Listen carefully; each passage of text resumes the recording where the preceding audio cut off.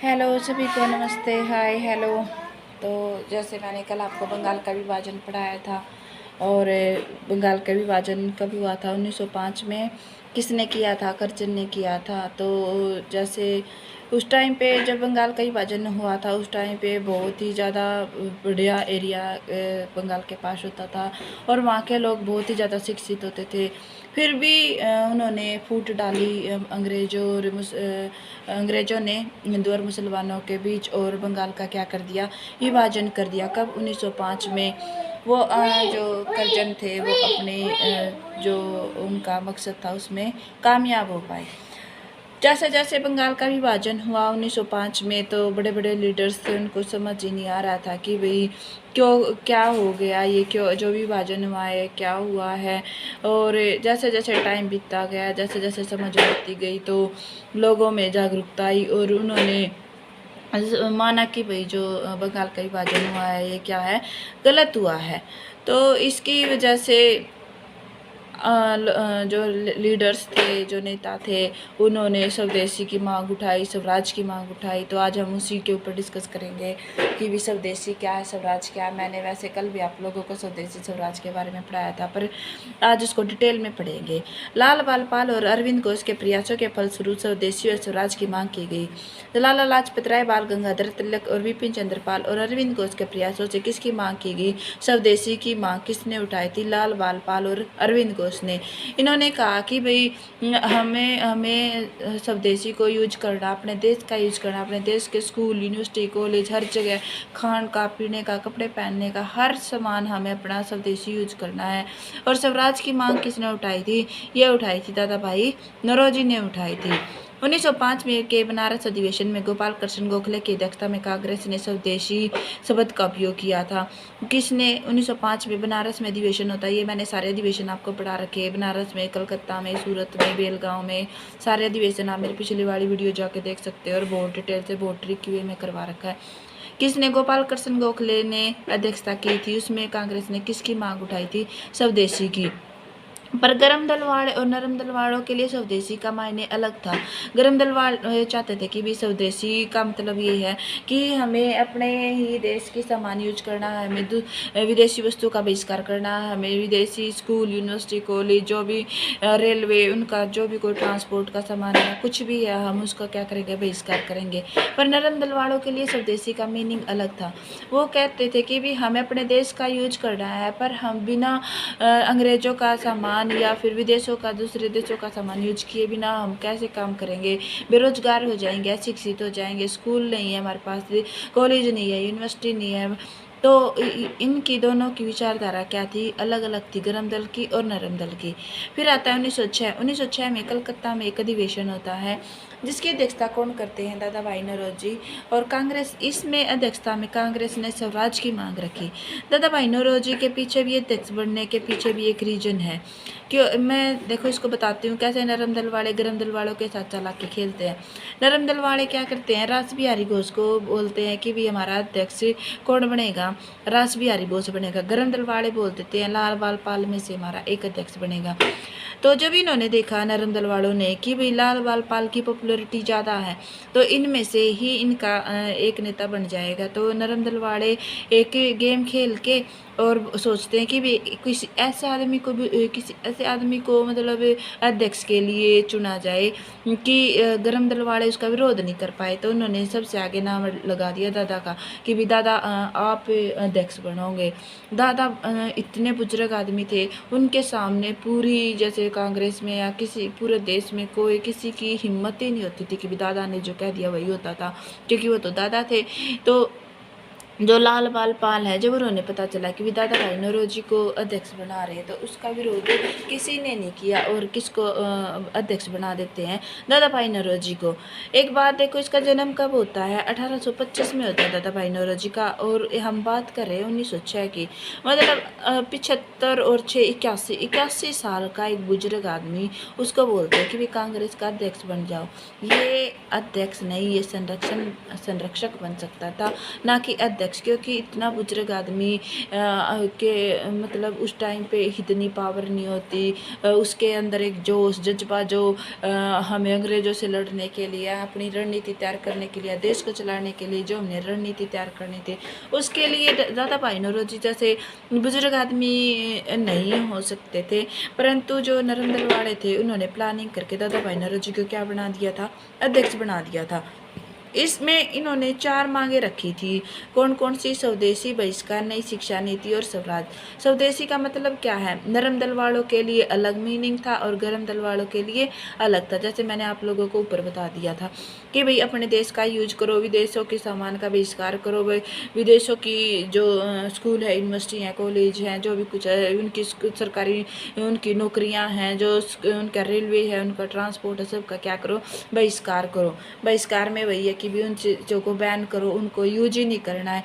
नई शिक्षा नीति में क्या था कि भी अगर हम अंग्रेज़ों की पाश्चात्य जो वेस्टर्न कल्चर को हम फॉलो करेंगे तो हमारे अंदर वही कल्चर आएगा, तो हमें अपनी नई शिक्षा नीति बनानी होगी। हमें भारत के आदमियों को, जैसे हमारी पहले वैदिक काल में महिलाएं भी इतनी ज़्यादा शिक्षित होती थी, वो मतलब पुरुषों से भी ज़्यादा वो होती थी, शिक्षित होती थी। उस टाइम पे महिलाओं की स्थिति इतनी दयनीय हो गई थी कि भी कोई भी लड़की या महिलाएं इतनी शिक्षित नहीं होती थी। इन्होंने कहा कि भाई भारत कोई आज का ऐसा नहीं है कि उनकी खुद से इतने बड़े बड़े जो महान वैज्ञानिक गणितज्ञ हुए हैं, आर्यभट्ट जैसे, ये सब कहाँ मतलब आर्यभट्ट जो गणित की परिभाषा है, जीरो का आविष्कार किसने किया था? आर्यभट्ट ने किया था। ये सारे गणितज्ञ जो भी कुछ है ये कहाँ से निकले हुए हैं? ये इंडिया से ही निकले हुए हैं। तो हमारी जो शिक्षा नीति है वो आज की नहीं है, ये बहुत सदियों पुरानी शिक्षा नीति है। तो गरम दल वाले कहते थे कि अगर आप हमारा इतिहास उठा के देखोगे ना तो पता चलेगा कि हम क्या थे और आज भी हम कम नहीं है अगर हम अंग्रेजों से लोहा मोल लेंगे तो। परंतु नरम दल वाले चाहते थे कि बस हमें बड़े से बड़ा पद मिल जाए और हम अपना अध्यक्ष बन जाए या फिर हम कोई बड़ा नेता बन जाए। बाकी उनकी ऐसी कोई मांग नहीं थी कि भी हमें आज़ाद कर दो, ये कर दो। परंतु जो गरम दल वाले थे उनकी क्रांतिकारी विचारधारा थी और क्रांतिकारी विचारधारा के कारण इन्होंने स्वदेशी और स्वराज जैसे शब्दों का उपयोग करा था। स्वराज की मांग तो रख दिया था भाई नौरोजी ने, पर उसको एक्सप्लेन ही नहीं किया। अभी स्वराज के बल पे आप क्या चाहते हो? स्वराज का मतलब क्या है कि आपका खुद का राज हो, या स्वराज का मतलब ये है कि राज अंग्रेजों का हो और आपको बस स्वतंत्र किया जाए। इसको कोई भी एक्सप्लेन नहीं किया। हर एक नेता, हर एक आदमी सब अपने अपनी तरफ से इसको क्या कर रहा था? एक्सप्लेन कर रहा था। तो ये था भैया स्वदेशी और स्वराज के बारे में। आज हम अब पढ़ेंगे कांग्रेस का विभाजन की कांग्रेस का विभाजन कैसे हुआ। जैसे मैंने आपको बताया कि भाई ऐसे यहाँ रास बिहारी घोष को और दादा भाई नौरोजी और ये जो नरम दल वाले गरम दल वाले अध्यक्ष के ऊपर मतभेद हो गया था। परंतु दादा भाई नौरोजी का नाम सुनने के बाद जो गरम दल वाले हैं वो पीछे हट गए थे। परंतु फिर 1907 में एक अधिवेशन होता है। इसमें भी नरम दल वाले गरम दल वालों के साथ गेम खेलते हैं। नागपुर में एक अधिवेशन होना था। 1907 का जो अधिवेशन हो कहाँ होना था? नागपुर में होना था। परंतु कहाँ हुआ? सूरत में हुआ। क्यों हुआ? क्योंकि 1907 में जो नरम दल वाले हैं उन्होंने गरम दल वालों के साथ क्या किया? इनके साथ गेम खेल दिया। जो गोपाल कृष्ण गोखले ने गेम खेला इनके साथ कि क्योंकि नागपुर में जो अधिवेशन होना था यहाँ पे सबसे पॉपुलर जो नेता थे वो कौन होते थे? यहाँ पे सबसे पॉपुलर नेता होते थे हमारे तिलक। कौन होते थे? तिलक इतने पॉपुलर थे यहाँ की। एक बार अगर अध्यक्ष की बारी आती तो तिलक को 1 मिनट में ही वहाँ पे नेता बना दिया जाता। परंतु इन्होंने कहा कि जैसे ही अपना अधिवेशन स्टार्ट होने से पहले ही इन्होंने एक गेम खेल दिया। इन्होंने कहा कि जिस राज्य में अधिवेशन होगा ना वहाँ का नेता अध्यक्ष नहीं बनेगा। आज सूरत गुजरात में है, परंतु उस टाइम ये मुंबई महाराष्ट्र का हिस्सा होता था और नागपुर भी। अब ना तो नागपुर में तिलक भाग ले सकता ना ही सूरत में भाग ले सकता। तो तिलक की तो पॉपुलैरिटी वैसे ही ख़त्म होगी। लाला लाजपत राय कहाँ से बिलोंग करते थे? तो हरियाणा से बिलोंग करते थे। अधिवेशन कहाँ होना था? मुंबई में। लाला लाजपत राय बहुत ही पॉपुलर नेता होते थे, परंतु अपने राज्य में तो अपना ही नेता ज़्यादा पॉपुलर होता है और वहाँ पे पॉपुलर कौन थे? तिलक जी। तो क्या होता है, अब नरम दल वाले है ना, रास बिहारी घोष को कहते हैं कि भी हमारा जो अध्यक्ष बनेगा ना वो रास बिहारी घोष बनेगा। देखो पहले भी आप लोगों ने देखा था कि 1906 का जो 1906 का जो अधिवेशन था उसमें भी रास बिहारी घोष को ही आगे लाए थे कि भाई ये नेता बने, हमारा अध्यक्ष बनेगा। परंतु दादा भाई नौरोजी आ गए, इसको बोला कि भाई तुम्हारा तो विरोध हो सकता है, परंतु दादा भाई नौरोजी का नहीं होगा। तो वहाँ भी गेम खेला था इनके साथ और अब भी गेम खेल गए। जैसे ही नरम दल वालों ने रास बिहारी घोष का नाम लिया तो गरम दल वाले ने लाला लाजपत राय का बोला। तो लाला लाजपत राय को जैसे पता चला कि रास बिहारी घोष अध्यक्ष के लिए आ रहे हैं, तो लाला लाजपत राय ने अपना नाम क्या किया, वापस ले लिया और कौन अध्यक्ष बन गए, रास बिहारी घोष अध्यक्ष बन गए। कांग्रेस में चलो बन गए ये नरम दल वालों में क्या होता है कि रास बिहारी घोष क्या बन जाते हैं, अध्यक्ष बन जाते हैं। फिर कोई बात नहीं, अधिवेशन होता है। अधिवेशन में क्योंकि अधिवेशन होगा तो अपोजिट पार्टी भी बैठेगी, सरकार भी बैठेगी। अब सरकार थी किसकी, नरम दल वालों की। अपोजिट में कौन थे, गरम दल वाले, वहाँ क्रांतिकारी विचारधारा वाले भी थे और नरम दल वाले भी थे।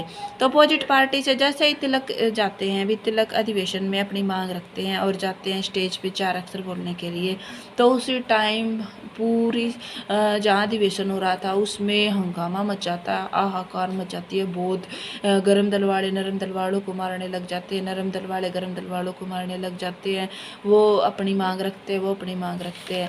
मतलब इतना हाहाकार हो जाता है कि भाई इनकी जो विचारधारा थी उनमें क्या हो जाता है, मतभेद हो जाता है। तो 1907 के सूरत में गरम और नरम दल वालों के बीच क्या हो जाता है, हंगामा हो गया और फूट पड़ गई। जैसे ही फिर क्या हो जाता है, कांग्रेस का विभाजन आ जाता। कांग्रेस का विभाजन कौन से अधिवेशन में हुआ था, तो कांग्रेस का विभाजन हुआ था 1907 के सूरत अधिवेशन में। क्या हुआ था, कांग्रेस का विभाजन हुआ।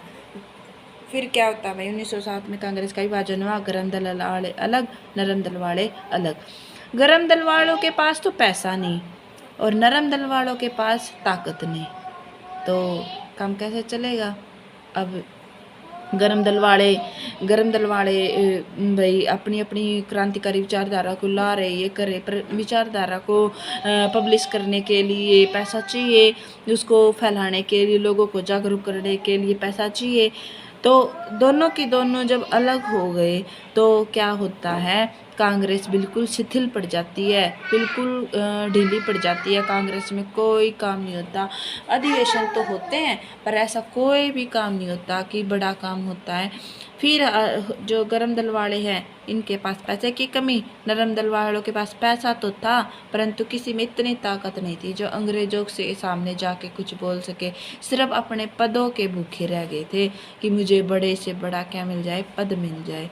तो भाई ये था हमारा कांग्रेस का सूरत अधिवेशन, कांग्रेस का विभाजन, स्वदेशी और स्वराज की जो मांग थी। बाकी कल हमें पढ़ेंगे मुस्लिम लीग की स्थापना 1906 में हुई थी, वो पढ़ेंगे, और दिल्ली का राजधानी परिवर्तन। 2-3 टॉपिक को मतलब कल मैं करवा दूंगी। तो आप लोगों को कैसा लग रहा है मेरा पढ़ाया हुआ, अगर आप लोगों को समझ आ रहा है तो प्लीज़ कमेंट बॉक्स में ज़रूर बताएं। अगर कोई इम्प्रूवमेंट करना है तो वो भी मैं ज़रूर करूँगी। और हाँ, जहाँ तक मेरी कोशिश है मैं आप लोगों को जल्द मतलब टॉपिक वाइज फैक्ट के साथ आप लोगों को डिटेल में पढ़ाने की कोशिश करूँगी। अगर आपको समझ आ रहा है तो प्लीज़ कमेंट बॉक्स में ज़रूर कमेंट करें, और जिससे मुझे भी मोटिवेट होती हूँ कि भाई मैं जो पढ़ा रही हूँ मेरे बच्चों को या मेरे स्टूडेंट या मेरी बहन भाई जो भी कुछ है सबको समझ आ रहा है, तो भाई उससे मुझे भी मोटिवेशन मिलता है। आपके कमेंट से मुझे बहुत ही ज़्यादा मोटिव होती हूँ। और मेरे चैनल को लाइक, सब्सक्राइब और शेयर ज़रूर कर देना। Thank you.